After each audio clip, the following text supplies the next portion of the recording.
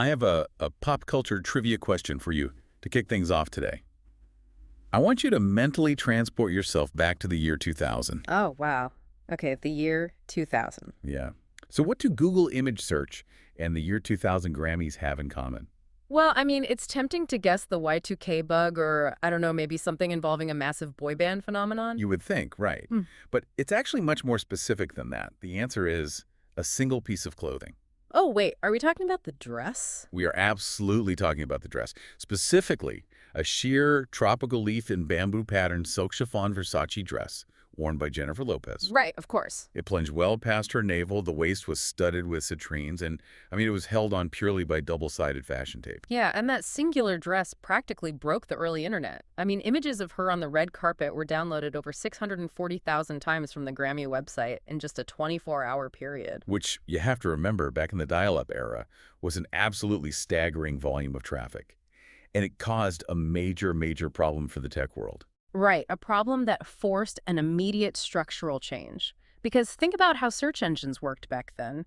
Google search results were just pages of text with, blue links. Just lists of words. Exactly. But suddenly, millions of people were typing in Jennifer Lopez green dress. And the developers realized they had no visual way to answer the most popular search query they had ever encountered. That is wild. They just couldn't show the picture. No, they couldn't. Eric Schmidt, who was Google's president at the time, later admitted that Google image search was literally born out of thin air because they simply couldn't fulfill the massive demand to see that exact Versace dress using text alone. It's just incredible. And so we are starting with this dress today because it really unlocks our deep dive into the $1.5 trillion global apparel market. It's a huge market, and the sources we've pulled together for this point to a really wild reality. Yeah, a reality where the fashion industry is driven almost entirely by rapid copying. The law struggles to protect creativity, and, well, the relentless acceleration of this cycle is fundamentally changing what you buy, how you wear it, and really the future of the industry itself. Because beneath all the glamour of the red carpet, there is a massive legal and economic engine running the fashion world. And the rules it operates on are completely counterintuitive. Totally. You'd think a design famous enough to literally invent Google image search would be legally bulletproof. You would certainly assume so. But in the U.S., intellectual property law offers surprisingly limited protection for fashion designs. That sheer tropical Versace dress is actually incredibly vulnerable to being ripped off completely legally. Right, and it all comes down to the concept of copyright limits, specifically something U.S. law calls the useful article doctrine. The useful article doctrine. Okay, break that down for us. Well, under American copyright law, you generally cannot protect something that has an intrinsic utilitarian function. So the law views clothing primarily as an object designed to cover and protect the body from the elements. Okay, let's translate that for a second. Yeah. So trying to copyright the cut of a dress is kind of like trying to copyright a hammer, right? That's a perfect analogy, actually, yeah. Like you can copyright a beautiful custom floral pattern painted on the handle of the hammer, but you absolutely cannot copyright the heavy metal shape that actually drives the nail. Exactly. So U.S. law looks at a stunning dress and just sees a hammer. It's a functional tool to keep you from being naked in public. You can't legally own the basic shape that makes the tool work. Right. The general size, shape, and cut of a garment simply cannot be copyrighted in the United States. Wow. If a dress has a highly intricate original pattern printed on the fabric, well, the two-dimensional pattern itself might be copyrightable, kind of like a painting on a canvas, but the physical three-dimensional architecture of the dress, that is usually fair game. And the Supreme Court actually had to step in and try to clarify this mess somewhat recently, didn't they? The 2017 case, Star Athletica v. Varsity Brands. Yes, and it was a case completely focused on cheerleading uniforms, of all things. Cheerleading uniforms, okay. Yeah, the dispute was over the chevrons, the zigzags, and the colorful stripes on the uniforms. And the Supreme Court used this case to establish a two-pronged test for the industry. Okay, what was the test? They ruled that a feature of a useful article is eligible for copyright only if it can be perceived as a two- or three-dimensional work of art totally separate from the useful article. Separate from the clothing itself. Right. And it would have to qualify as a protectable pictorial, graphic, or sculptural work if imagined entirely on its own. Okay, so let me make sure I'm getting this. If you can mentally peel those zigzags off the cheerleading uniform, hang them on a wall in a gallery, and they still stand alone as a piece of graphic art, they get protection. Exactly. But if you can't peel them off without destroying the concept of the uniform itself, then no protection. In theory, that makes total sense, right? But in practice, this test has exposed massive real-world failures for designers who are just trying to protect their shapes. I can imagine. Yeah, I mean, just a week after that Supreme Court decision, Puma sued Forever 21. Puma alleged that Forever 21 copied the physical design of its Fenty sandals. Oh, the really popular ones with the thick soles and the bow? Yes, exactly those. But a California judge ultimately ruled against Puma. The judge found there was just insufficient evidence for a copyright claim because of, well, subtle structural design differences between the two shoes. The core shape just couldn't be locked down. Which brings us right back to Versace. Because decades after J.Lo wore that iconic green dress, Versace finally sued the ultra-fast fashion brand Fashion Nova for knocking off that exact garment. They did, and Fashion Nova's response was incredibly telling. They didn't apologize, they didn't try to settle quietly behind closed doors. What did they do? In their legal filings, they rejected the claims outright, citing the exact U.S. law we're discussing. They pointed out that the shape and cut of apparel fundamentally lack protection. That is so bold. It really is. Their defense basically rested on the premise that no single brand can own the rights to a plunging neckline or a high slit. It's just a functional part of a dress. So if the U.S. treats clothing like a toolbox, it really makes you wonder how the rest of the world handles it. Yeah. Because when we look across the Atlantic to Europe, the legal landscape is entirely different, right? Yeah, They operate what essentially looks like a fortress for designers. they really do. Europe takes a fundamentally different philosophical approach to fashion. They offer what is called a sui generis design right. Wait, sui generis? That literally sounds like a Harry Potter spell. What does that actually mean in plain English? I know, it really does. It's Latin, and it means of its own kind or unique in its characteristics. Okay, so it's its own special category. Exactly. Instead of trying to awkwardly wedge fashion into existing copyright laws that were meant for books or patent laws meant for machines, the European Union created a comprehensive legal regime specifically tailored just for designs. That makes so much more sense. Right. Under this, designers get 3 years of unregistered community design protection from the exact moment a design is made public. Yeah. And that automatically protects them against bad faith, intentional copying. So you mean the moment a model walks down the runway in Paris, that silhouette is legally shielded from someone deliberately trying to rush a knockoff to market? Precisely. And if the designer wants even stronger, longer-lasting protection, they can formally register the design. That registered protection can last up to 25 years. 25 years. That's massive. And it even covers unintentional copying. On top of all that, individual nations like France and Italy have their own robust national copyright laws that expressly protect seasonal clothing as industrial design works. Wow. Okay, so because the U.S. lacks this kind of specialized design protection, American brands or international brands operating in the U.S. have to get really creative with workarounds. They do. They really have to scramble. Right, because they can't rely on copywriting the shape of a bag, so they turn to trademark law. And this is where we get the phenomenon of logofication. Exactly. You see brands like Louis Vuitton, Gucci, and Fendi plastering their logos across every square inch of their garments and their luggage. Oh yeah, the classic monogram print everywhere. Because the physical shape of the tote bag isn't protectable, but a trademark, the logo that legally indicates the source of the product, is highly protected. I see. So if a fast fashion brand copies the shape of a Louis Vuitton bag, they might be totally fine. But if they copy the LV logo, they are facing a massive federal lawsuit. But wait, what if a designer doesn't want to just slap a huge logo on everything they make? There's another workaround under trademark law called trade dress, right? Yeah. It's supposed to protect the overall commercial image of a product. Trade dress is fascinating, but it is incredibly difficult to successfully argue for fashion. The Supreme Court has ruled that a product's physical design can never be inherently distinctive on its own. So you can't just say, this looks unique, protect it. No, you can't. To get trade dress protection, a brand has to prove what's called secondary meaning. They have to supply mountains of evidence proving that when consumers see the design, their brains immediately link it to the specific brand rather than just thinking, oh, that's a nice design. The burden of proof for that seems impossibly high. I mean, the sources highlight a recent legal battle involving Valentino and their famous Rockstead shoes. But I don't really get it.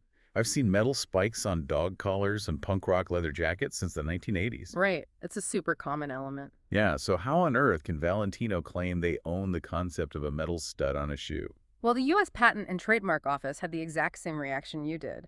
When Valentino applied to register the Rockstud design, the USPTO initially rejected it. I'm not surprised. They argued that studs are commonly used as decorative features on all kinds of shoes and accessories, so consumers would just perceive them as ornamental. They wouldn't see a stud and automatically think Valentino. Okay, so how did Valentino overcome that? Because they did eventually get the trademark registered, right? They did. And they basically buried the trademark office in paperwork and financial data. Valentino submitted proof of massive advertising spend, detailing literally millions of dollars spent specifically promoting the Rockstud pump across magazines and digital media over a span of years. Wow, just overwhelming them with data. Exactly. And they provided evidence showing the shoes being worn by countless celebrities, which created this exclusive cultural saturation. I remember seeing those shoes everywhere on red carpets. Right. And so they successfully argued that through sheer financial force and media repetition, those specific pyramid-shaped studs now possessed secondary meaning. They meant Valentino to the buying public. Which highlights a massive disparity in the industry. An independent, up-and-coming designer simply cannot clear that hurdle. No, definitely not. They don't have $20 million to spend on ad campaigns just to prove secondary meaning for their new shoe design. And that reality brings up a massive philosophical debate among legal scholars. Is the U.S. system fundamentally broken, or is it working exactly as intended?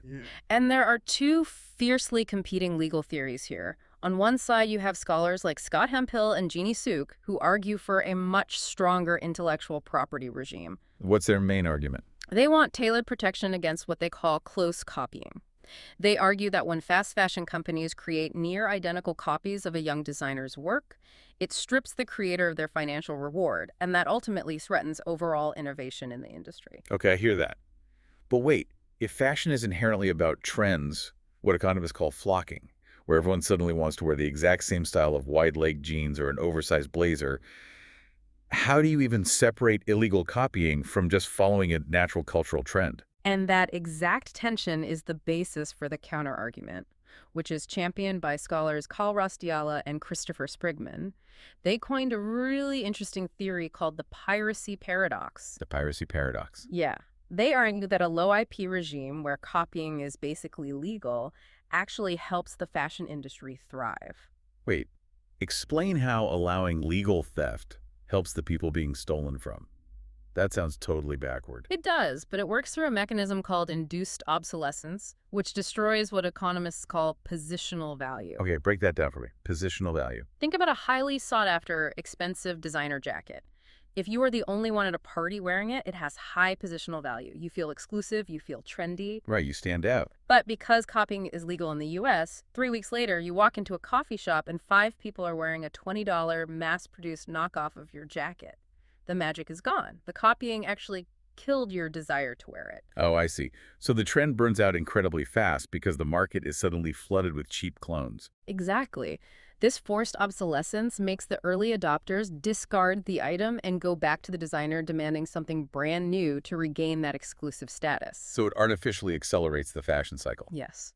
By allowing copying, the industry forces designers to constantly churn out new concepts, which drives more turnover and ultimately far more sales for the industry as a whole. So piracy basically becomes the engine of the fashion cycle. Precisely. But, okay, if the piracy paradox is the engine, it seems like the internet and modern digital supply chains became the rocket fuel.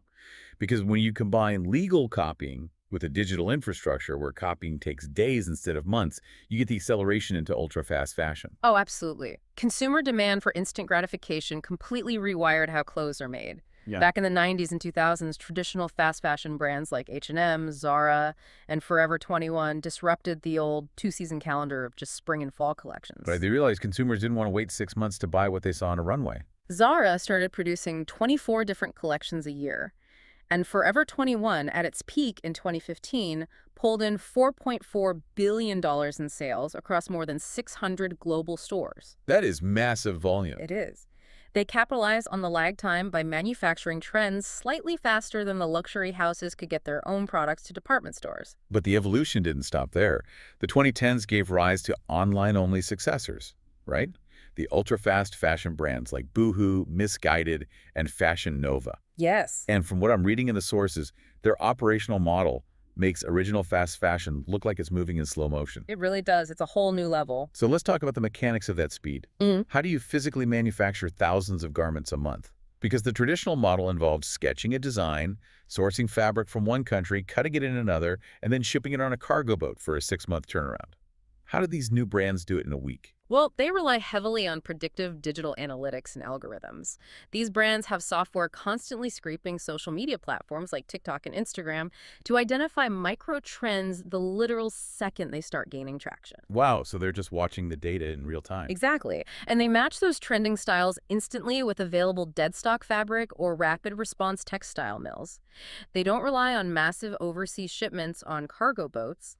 They often use local hyperfactories in places like Leicester in the UK or Los Angeles, and they produce very small initial batches. Like test runs. Right. And if a batch sells out online in an hour, the data triggers an immediate reorder for thousands more. That is insane. They shrink the timeline from a concept on a screen to a physical product being sold online down to just 1 to 2 weeks. I mean, Missguided was reported to release 1,000 new products every single month. And Fashion Nova CEO stated they launch about 600 to 900 new styles every single week. Every week. And they don't have the overhead of brick-and-mortar stores, so they just feed their products directly into the social media feeds of their consumers using aggressive influencer marketing. Right. And in this hyper-accelerated environment, original creators are essentially defenseless under traditional copyright law, like we talked about. So you see people going on the legal offensive using incredibly creative workarounds. Okay, give me an example. The situation with Kim Kardashian is a perfect example. She actually won a $2.8 million lawsuit against Missguided. But wait, based on everything we've discussed about U.S. law, she couldn't sue them just for copying the dress she was wearing, right? No, she couldn't. Here's what happened. She posted a photo of herself wearing a designer dress that she never wore in public and was actually never available for sale. Missguided manufactured a nearly identical replica in a matter of days. Of course they did. Yeah, and they posted photos of their knockoff online, continually tagging Kardashian's name in their social media posts to drive sales. So her legal team realized they couldn't sue over the garment's design. Instead, they successfully argued that Missguided was illegally using her persona and trademarks to sell the clothes. That is really clever. It was. They attacked the marketing strategy, completely bypassing the unprotected dress itself. Wow. It's a relentless machine, though. Identify a trend, copy it instantly, saturate the market, and then discard it. But, a system built to run that hot is practically designed to melt down. It has to eventually. And for ultra-fast fashion, the smoke started showing up not in the boardrooms, but on our phones. Consumers in the industry are finally being forced to reckon with the true cost of this induced obsolescence. Because the human and environmental toll of a system that treats clothing as a disposable commodity is just profound. The whole model relies on incredibly cheap labor and cheap synthetic fabrics. And the result is mountains of discarded clothing clogging landfills, right? Yeah, and microplastics shedding from polyester into global water supplies, and massive, massive carbon footprints. And the human cost became truly impossible to ignore in 2013 when the Rana Plaza building in Bangladesh collapsed. The building housed 5 different garment factories manufacturing apparel for major fast fashion brands. It was absolutely devastating. 1,132 workers died. And because of the modern internet, consumers weren't just reading a sanitized report in a newspaper a week later. The horrific working conditions and the direct human cost of a $5 t-shirt were broadcast directly to consumers' phones in real time. And that tragedy catalyzed a massive shift. It brought the darkest corners of the supply chain into the light and really fueled the rise of the conscious consumer.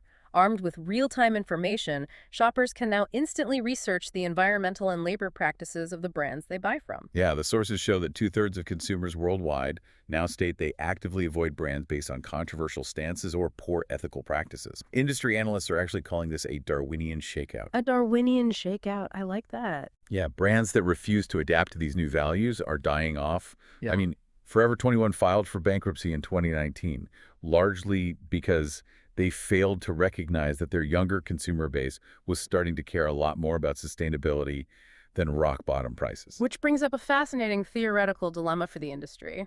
If consumers are actively demanding an end to rapid turnover and disposable trends, does the piracy paradox break down? That is the million-dollar question. Yeah. If you and I stop caring about positional value, like if we no longer feel the need to throw away a jacket just because someone else bought a cheaper version of it, Yeah. does the economic benefit of copying just completely disappear? It might. If the goal is no longer to cycle through trends at breakneck speed, the low IP regime that fuels that cycle really no longer serves the industry. But, Congress has attempted to pass tighter fashion IP laws multiple times and failed every single time. Right. So rather than wait for the law to protect them, the industry is trying to self-disrupt. And we're seeing alternative business models rising up to meet this new conscious consumer. First, you have the slow fashion movement. Right. Brands like Everlane launched with a completely novel concept of radical transparency. They provide a literal breakdown on their website of exactly what it costs to source the materials, pay the labor, and transport the garment. And they focus on enduring classic styles rather than chasing a 600-item weekly trend cycle. You also have the rise of B Corp. These are organizations that undergo really rigorous audits to meet verified standards of social and environmental performance, public transparency, and legal accountability. So they are proving they do things right. Exactly. Brands like Athleta and Allbirds use this certification to definitively signal to consumers that they are balancing profit with purpose. It's a way of building brand loyalty that relies on ethics rather than just chasing aesthetics. But the most disruptive alternative to the traditional model might actually be the circular economy. This caters to the consumer who still wants the thrill of trendy, high-quality fashion, but absolutely refuses to participate in the environmental guilt or the disposable culture. This is the space dominated by resale and rental platforms. Platforms like The Real Real have built massive businesses around the authentication and resale of luxury goods, keeping high-quality items in circulation for years rather than months. Right, extending the life cycle. And Rent the Runway allows consumers to rent designer pieces for just a few days. Pieces they might only want to wear to one specific event, so they don't need to buy it forever. Rent the Runway refers to their model as a shared clothing economy, which is just a brilliant reframing. It solves the psychological desire for novelty and newness without feeding the landfill. It fundamentally challenges the traditional vertical economy of the fashion industry, because for a century, the model was strictly linear: creation, use, and disposal. The circular economy shifts that paradigm to creation, use, reuse, and shared access. Let's pull all of these threads together. We started with Jennifer Lopez in a sheer green Versace dress holding on by double-sided tape. We explored how U.S. law views that dress as a functional tool, leaving it completely exposed to legal copying. Yeah. And we saw how the freedom to copy fueled a multi-billion-dollar ultra-fast fashion boom, utilizing digital algorithms and hyperfactories to accelerate the trend cycle to a frantic one-week speed limit. And we traced how the sheer gravity of that acceleration, the undeniable environmental damage, and the tragic human toll has awakened a new type of consumer. It's forcing an archaic industry to pivot toward transparency, sustainability, and hopefully a circular future. So the next time you are scrolling on your phone late at night and an algorithm serves up an incredibly cheap, incredibly trendy shirt that you just have to click and buy, take a second. Remember that you are actively participating in a massive, high-speed legal and economic ecosystem, one that relies entirely on a very blurry line between creative inspiration and outright theft. The forces dictating what is currently hanging in your closet are shaped just as much by Supreme Court copyright rulings, European design fortresses, and digital supply chains as they are by designers sketching in Milan or Paris. I want to leave you with a final thought to mull over today. We talked about Rent the Runway and the concept of a shared clothing economy. As rental and resale models continue to perfect this circular system, taking all the friction out of borrowing clothes, are we moving toward a future where we no longer actually own our wardrobes at all? Will the closets of the future look less like a private, static collection of fabric hanging on wooden racks and more like a Spotify subscription for our clothes where you stream your style for the month and then just send it back? Something to think about the next time you get dressed.